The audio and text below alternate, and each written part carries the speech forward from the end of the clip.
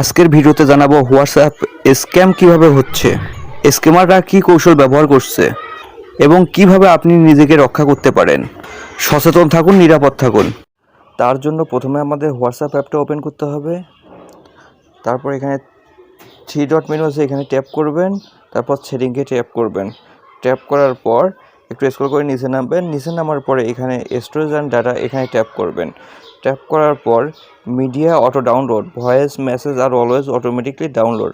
যখন আমরা কোনো ছবি বা ভিডিও কেউ যদি পাঠায়, সেই ছবি বা ভিডিওর উপর ট্যাপ করলে কিন্তু অটোমেটিক ডাউনলোড হয়ে যায়। এটা আপনাদের বন্ধ করতে হবে। প্রথমে যে এখানে 3টা অপশন আছে, when using mobile data, when connected on WiFi, all media, when roaming. এখানে সব নো মিডিয়া করে রাখবেন। প্রথমে আপনাদের হোয়েন ইউজিং মোবাইল ডাটার উপর ট্যাপ করবেন। তারপর এখানে যতগুলো আপনাদের টিক মার্ক দেওয়া থাকবে সবগুলোতেই আনটিক করে ওকে করে দিবেন। তারপর অল মিডিয়াতে এখানে যতগুলো থাকবে সব আনটিক করবেন, করার পরে ওকে করে দিবেন। তারপর এখন থেকে আপনাদের আর অটোমেটিক ছবি ভিডিও ডাউনলোড হবে না, স্ক্যামও হবে না। ধন্যবাদ। ভিডিওটা যদি একটু হেল্পফুল হয় তাহলে অবশ্যই আমার চ্যানেলটিকে সাবস্ক্রাইব করে সাথে থাকবেন।